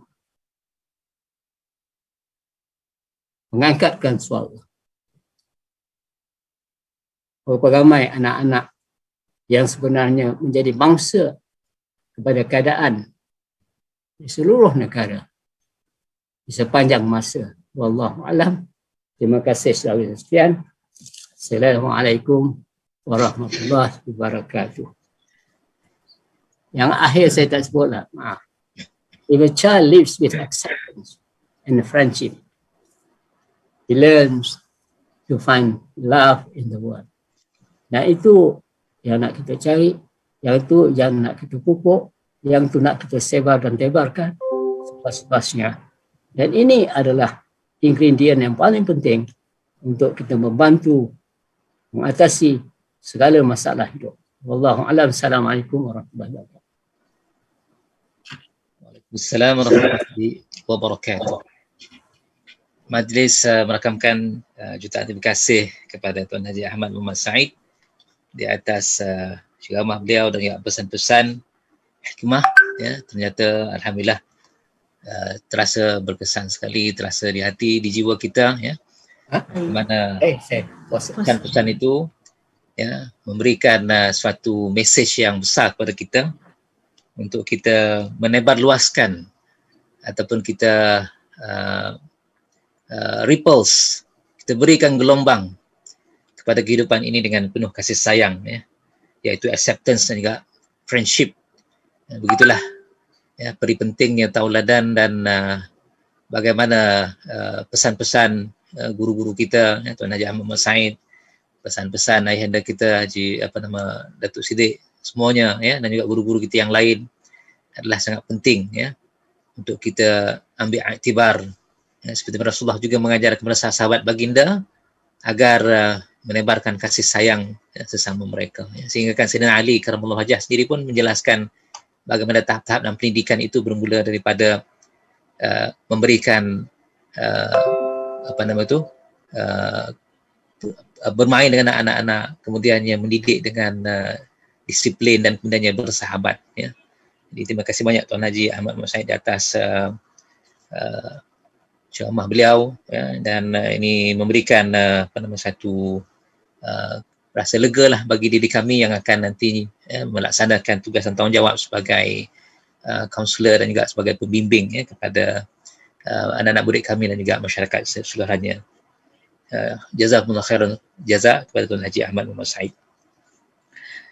Seterusnya hadirin-hadirat sekalian, kita juga melihat komen-komen yang ada di dalam chat itu, ya. Ada komen daripada Al-Fadhil Ustaz Ismail Cikgu, guru kami juga, Masya Allah Tabarakallah, bila mencatatkan ayat surah Al-Baqarah ayat 269, yu'til hikmata may yasha wa may yu'tal hikmah faqad utiya khairan katsira wa ma yadhakkaru illa ulul albab. Jadi itu tercatat juga dalam kita punya moto kita di bilik syura itu, ya, di dekat dengan tempat ceramah, dan itu sesungguhnya ayat yang sangat memberikan kesan juga kepada kita, ya, bagaimana hikmah ini bila Allah berikan kepada kita, dia akan menjadikan individu tersebut, ya, sebagai orang-orang yang khair, yang terbaik, ya, dan diberikan ulul albab.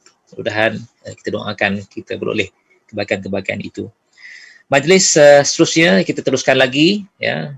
Saya kira bukanlah kita kata climax after climax, tapi memang setiap daripada detik-detik yang kita lalui ini penuh dengan dia punya saya rasa saya thrill lah, maksudnya saya seronok, ya, rasa bahagia sekali. Dan insyaAllah pada kali ini kita akan mempersilakan kepada ruang untuk kita mendengar ucapan perasmian, dan tanpa melengahkan masa lagi, majlis dengan segala sukacitanya menjemput kepada Cik Puan Fatin Nur Majnina binti Nurdin, Naib Presiden Helwa Abdin, untuk memberikan ucapan sekaligus meresmikan unit bimbingan dan kaunseling Al-Hikmah. Falyatafaddal mashkura. Tafaddali ya sayyidati.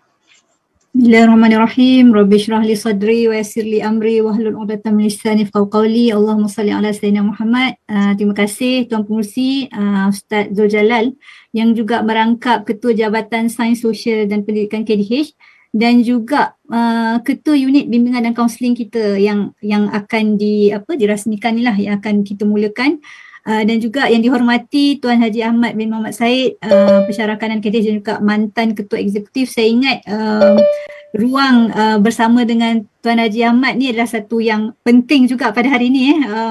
Kita dikongsi dengan satu ilmu yang bermanfaat lah. Saya ingat Tuan Haji sebut tentang pendidikan kasih sayang. Saya ingat unit bimbingan dan kaunseling ini juga memulakan dengan kasih sayang lah, dan juga hikmah tadi tu.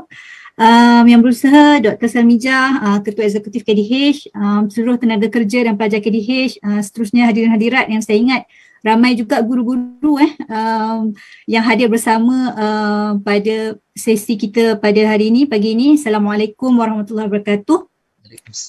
Pertamanya saya ingat kita memanjatkan syukur. Alhamdulillah, di era pandemik ni dengan pelbagai cabaran, pelbagai lah kan, setiap daripada kita ni pastinya ada cabaran-cabaran lah dengan bebanan yang sebelum ini, dengan datangnya pandemik dan sebagainya. Semoga kita terus dilimpahi rahmat dan keberkatan lah, dan Alhamdulillah kita dapat bersama di ruang Zoom. Saya ingat di zaman-zaman PKP ni, Zoom ni adalah ruang kita untuk bersama lah. Kita tak dapat duduk di rumah saja kan, tapi Alhamdulillah kita ada teknologi yang membantu kita untuk berinteraksi dan bertemu lah. Dan Alhamdulillah kita dapat bersama dalam majlis pelancaran unit bimbingan dan kaunseling Al-Hikmah, College Darul Hikmah, yang saya ingat sangat bermakna lah. Tadi Dr. Salmijah sebut sederhana, tapi saya ingat kesederhanaan itu membawa banyak makna lah kepada kita kan, bererti untuk kita dan seluruh masyarakat insya-Allah.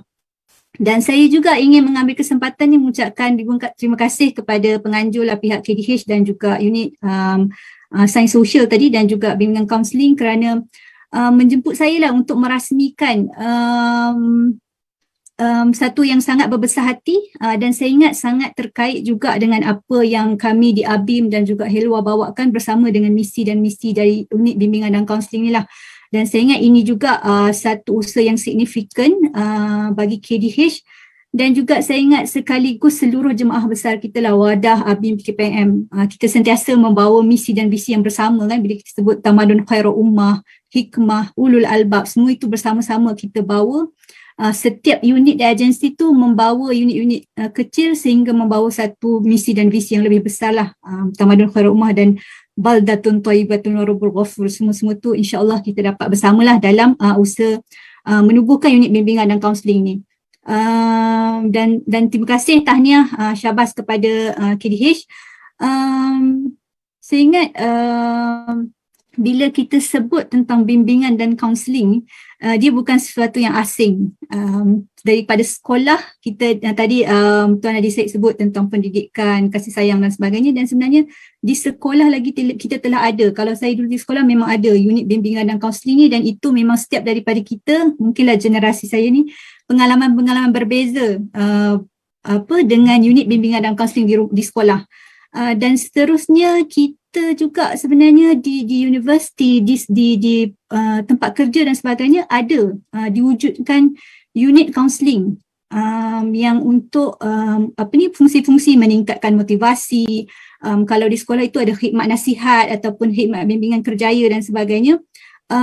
Dan bila kita tengok perjalanan, setiap daripada perjalanan itu ada unit kaunseling yang disediakan, dan itu menunjukkan kepentingan kaunseling itu sebagai intervensi dalam menyelesaikan isu-isu dalam kehidupan kita.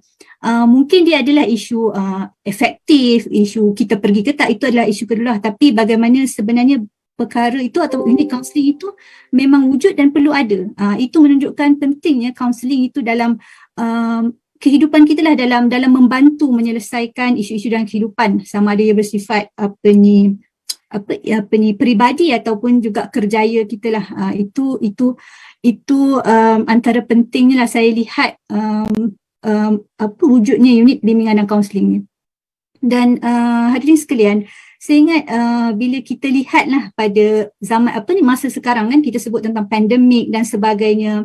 Kita sebelum ni, sebelum pandemik ni kita adalah pelbagai isu ekonomi, sosial, politik semua dah ada. Bila datang pandemik bertambah lagi, meningkatkan tekanan dan sebagainya, sehingga kita tahu, saya ingat dalam bulan ini ataupun 2-3 minggu yang lepas, isu-isu gangguan kesejahteraan mental, bunuh diri dan pelbagai lagi yang terkait dengan tekanan, dan ini juga menunjukkan dan ini diberi refleksi daripada Kementerian Kesihatan Malaysia.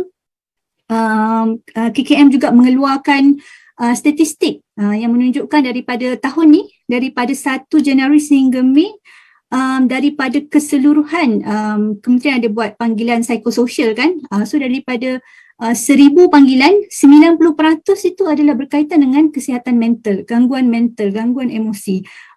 Dan ini menunjukkan keperluan kepada bantuan dari sudut emosi, mental, kaunseling dan sebagainya ni. Keperluan itu ada dan ini juga terkait dengan apa yang telah dinasihatkan oleh Majlis Penasihat Kesihatan Mental Negara apabila mereka meminta KKM untuk menyediakan lebih ramai kaunselor bagi menangani isu ini. So saya ingat pentingnya ada kaunselor, unit kaunseling dalam situasi sekarang, situasi yang mencabar inilah dengan pelbagai tekanan-tekanan. Dan suka juga untuk saya berkongsi usaha ataupun inisiatif lah daripada Helwa ABIM, khususnya daripada Rahmah Support Team.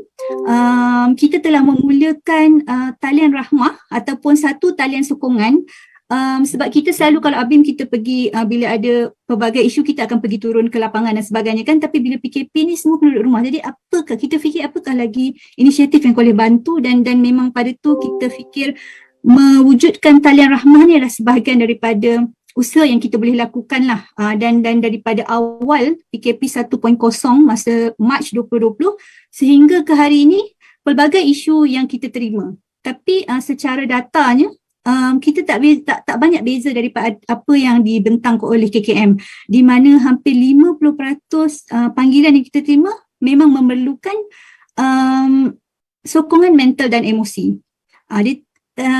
Banyaklah, sama ada dia memang ada anxiety, depression dan sebagainya, dan ada juga yang memang saya rasa menarik untuk cerita apabila pemanggilnya di rumah bersama keluarga dan sebagainya, tapi masih ada rasa kesunyian, masih ada rasa kelompongan yang perlu diisi. Mungkin situ ada perkara-perkara yang boleh kita beri perhatian lah. Dan 50% adalah berkaitan dengan sokongan emosi, dan yang kedua adalah berkaitan dengan isu keluarga. Isu keluarga ni termasuklah keganasan terhadap keganasan rumah tangga, dan juga isu-isu kewangan juga termasuklah. Kadang-kadang bila ada isu kewangan dia membawa kepada isu keluarga dan seterusnya isu peribadi. So ini menunjukkan keperluan dan situasi semasa yang menunjukkan pentingnya kepada sokongan dan bantuan kepada masyarakat kita pada ini. Dan oleh itu saya fikir hari ini KDH melancarkan unit bimbingan dan kaunseling adalah satu langkah yang tepat apabila bertindak juga merakyatkan perkhidmatan kaunseling ni. Sebab saya ingat ini juga sebagai teraslah KDH kita dari rakyat untuk rakyat. So saya ingat unit bimbingan kaunseling ini juga tepat apabila kita membuka di saat rakyat juga memerlukan sokongan lah daripada rakyat juga. Semua kaunselor-kaunselor yang ada di KDH memberikan khidmat kepada masyarakat dengan kapasiti yang kita ada lah. Dan saya secara peribadi melihat setelah banyak bertemulah dengan pelbagai unit kaunseling, kaunselor, persatuan dan sebagainya, saya melihat kaunseling dan juga dakwah ini berkait, sangat terkait rapat. Kita dalam jemaah, dalam dakwah selalu melihat tentang amar ma'ruf nahi mungkar, cerita tentang seru kepada kebaikan. Saya ingat kaunseling juga mengajar kita untuk membantu, memberikan yang terbaik, memberi khidmat, memberi kebaikan, dan itu juga terkait dengan konsep-konsep dalam dakwah. Kebajikan, pembangunan, penasihatan dan pertolongan tadi. Bagaimana Tuan Haji ada sebut tentang pertolongan, perasaan peduli, perhubungan. Itu semua adalah saya fikir teknik-teknik yang perlu ada dalam menghasilkan dakwah yang baik. Dan itu menjadi kaunseling adalah satu praktikal kepada penghasilan dakwah yang lebih baik. Bagaimana melihat mad'u yang bagaimana dan sebagainya. So saya ingat dia sangat terkait rapat, dan ini menjadi salah satu juga dakwah kita khusus dalam bimbingan dan kaunseling. Dan saya fikir selain itu kita di Helwa juga sangat menekankan tentang ilmu dan kemahiran, dan saya ingat itu juga adalah perkara yang penting untuk kita tekankan dalam memberi khidmat. Tadi Tuan Haji ada sebut tentang hikmah. Hikmah ni sangat mendalam, dan saya tengok kalau kita sebut hikmah mesti dia ada ulul albab. Orang yang dapat hikmah ni mesti ulul albab, tapi dua-dua ni sangat mendalam yang kita perlu lebih penghayatan dan sebagainya. Tapi itu adalah perkara-perkara yang kita bawa, dan saya ingat itu adalah orang kata identiti kita lah dalam membawa dakwah dan bimbingan kaunseling ni dengan ilmu, kemahiran dan hikmah kebijaksanaan untuk memastikan khidmat kita ni adalah yang terbaik dan bersesuaian. Dan bila disebut tentang kaunseling juga ada beberapa perkara iaitu etika dan kepercayaan. Sebab saya ingat ini adalah amanah dan kepercayaan ni adalah perkara penting yang perlu dijaga, dan itu juga ada dalam dakwah. So saya ingat kaunseling dan dakwah ni sangat berkait rapat, dan ini adalah satu permulaan yang baik dalam memastikan sebahagian daripada dakwah kita melalui kaunseling, bimbingan dan kaunseling. Dan seterusnya saya ingat bila tengok bila ada jemputan berkaitan dengan Prasmed unit bimbingan dan kaunseling, saya ingat melihat kepada perspektif mahasiswa, kita selalu melihat mahasiswa keluar universiti tak ada kerja. Orang kata apa, tak match kan. Tapi saya ingat ini bila kita wujudkan satu unit bimbingan dan kaunseling, saya ingat dia menjadi 2 dalam 1. Dia memberi khidmat kepada masyarakat dan juga platform kepada mahasiswa itu sendiri untuk praktikal. Saya ingat dia boleh menjadi peluang pekerjaan, dan bagaimana itu kita boleh explore lagi perkhidmatan kepada masyarakat, dan melalui kawan-kawan saya lah yang mengambil kaunseling. Kadang-kadang para pelajar yang kaunseling ni dia belajar, tapi untuk praktiskan tu dia macam tak nampak the relation. So maksudnya saya ingat ini lebih banyak praktikal dan bertemu dengan isu sosial yang sebenar. Saya ingat lebih banyak membuka mata dan memberi pengalaman kepada pelajar. So saya ingat ini sesuatu yang sangat baik.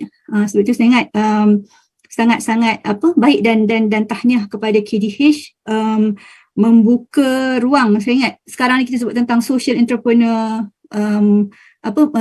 kita create job, bukan kita menunggu pekerjaan kan. So saya ingat ini adalah satu platform yang baik lah, dan tadi juga kita ada sebelum bermula kita juga sebut tentang KDH ada academy, dan saya ingat sangat baik juga sebab kami di Helwa juga sebelum ini pernah melakukan, sebab kita sebagai sukarelawan ni pelbagai orang kata latar belakang. Jadi kita berminat dengan kaunseling tapi kita tidak ada orang kata pengkhususan. Jadi mungkin seterusnya kita dapat bekerjasama ABIM dan juga KDH dan juga lain-lain agensi untuk menawarkan sijil kaunseling. Sebab saya ingat bila kita dah buka ada satu unit ni, kita boleh mempelbagaikan lagi perkhidmatan dan juga pelbagai perkara lah, khususnya dalam sijil kaunseling ni, kerana ia memberi orang kata kepercayaan dan juga kemahiran itu dapat meningkatkan ilmu dan kemahiran dalam kita memberikan khidmat. Seterusnya saya ingat berkaitan dengan kaunseling, psikologi, masalah kesihatan mental dan sebagainya adalah kesedaran dan keterbukaan masyarakat untuk datang ke kaunselor. Jika kita buka kan, maksudnya kita sebagai provider, kita perlu ada klien yang hadir. Walaupun mungkin kita fikir telah ada kesedaran, tapi masih banyak lagi tebu-tebu dalam masyarakat, khususnya berjumpa dengan kaunselor, berjumpa dengan psikiatrik ataupun psikologi adalah ada isu-isu masalah mental dan sebagainya. Hakikatnya dia adalah ibarat macam kita sakit jantung pergi jumpa doktor untuk first screening. Benda tu sama, tapi kadang-kadang perkara itu masih perlu lagi untuk diperjelaskan, dilakukan pendidikan yang lebih baik. Sebab saya ingat saya suka kongsi talian-talian rahmah yang kita terima, ada juga pelbagai yang macam masih lagi mencakap, saya tak beranilah, mungkin ibu bapa saya ada tanggapan, so saya tak boleh pergi mendapatkan khidmat dan sebagainya. Maksudnya masih ada lagi ruang-ruang begitu yang perlu kita teruskan, kerja-kerja advokasi, kesedaran dan sebagainya. Dan saya ingat itu juga adalah salah satu ruang untuk bersama-sama dengan KDH melalui unit bimbingan dan kaunseling melakukan program-program kesedaran, advokasi dan juga pelbagailah program-program turun lapangan untuk bersama-sama meningkatkan lagi kesedaran dan juga menawarkan perkhidmatan kita lah kepada masyarakat.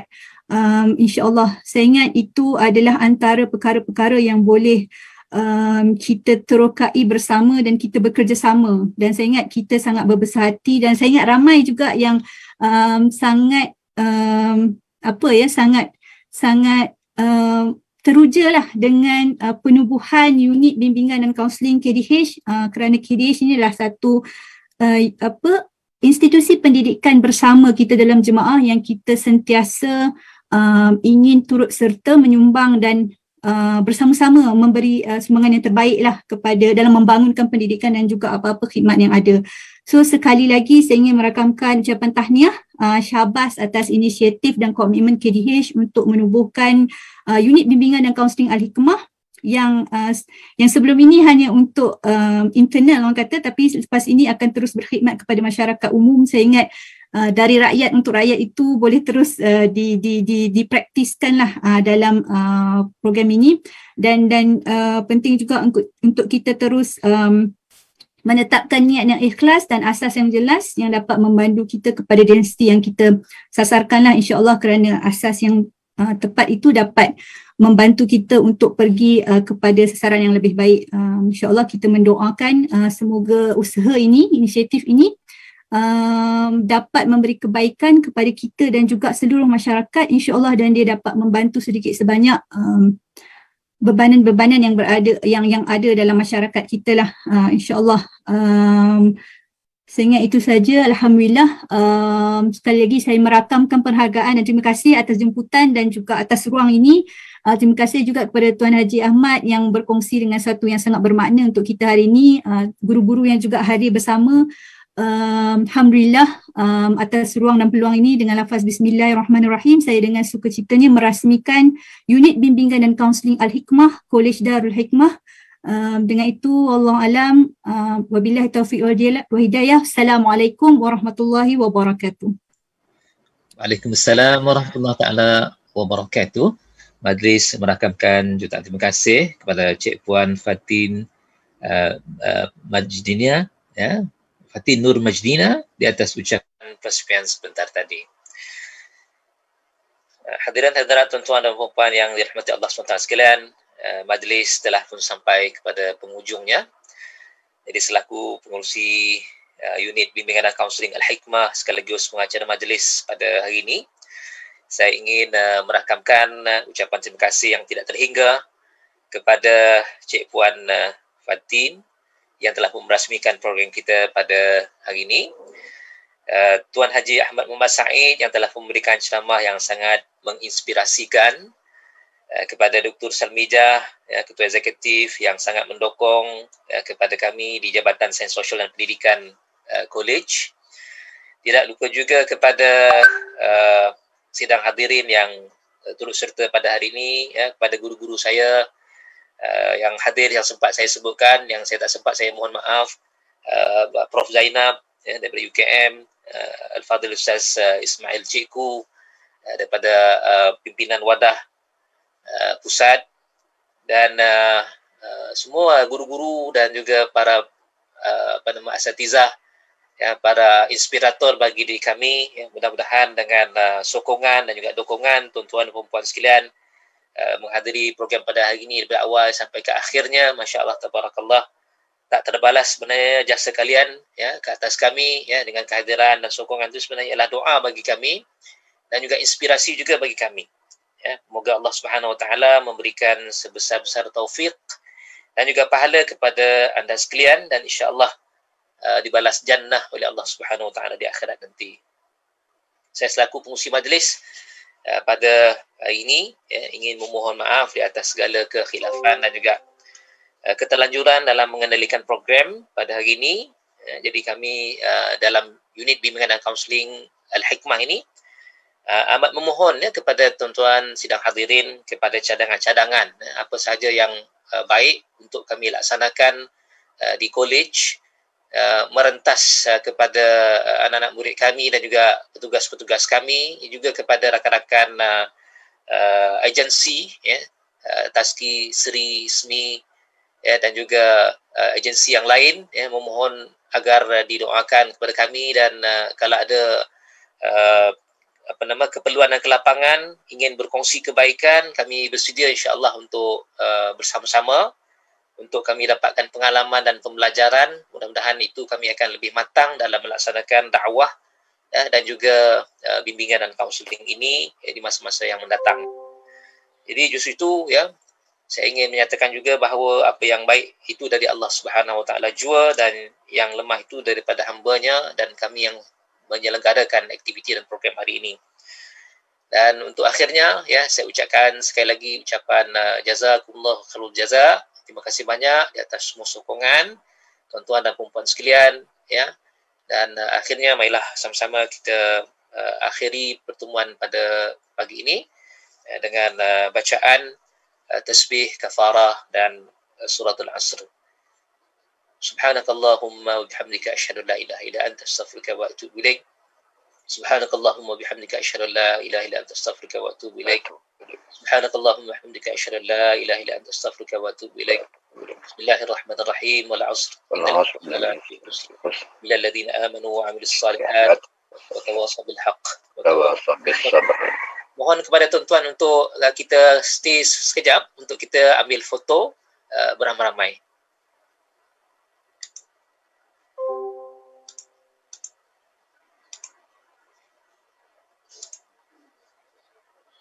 Sebentar tuan-tuan ya. Kita besarkan dahulu dia punya apa nama ni. Ada yang boleh bantu ke untuk ambil foto ni? Sebentar, okey. Mungkin elok kalau kita mohon untuk buka video gambarnya. Buka video ya, betul. Ya. Okey, boleh ke? Untuk ambil foto tu saya setting ni tak apa pandai juga. Agak terbatas. Jadi mohon rakan-rakan yang boleh buat skrin besar tu paparkan yang ramai-ramai. Bukan yang warna hijau. Okey, sedia.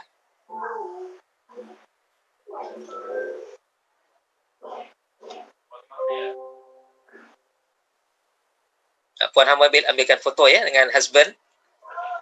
Terima kasih banyak bantu kami.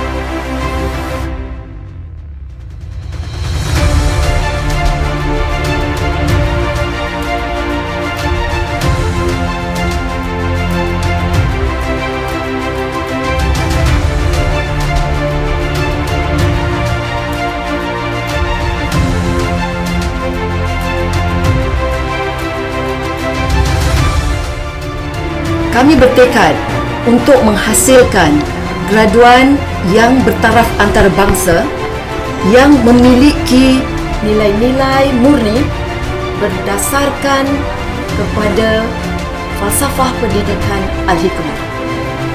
Seperti yang kita semua maklum, di luar sana ramai siswa dan siswi yang menghadapi masalah-masalah sosial.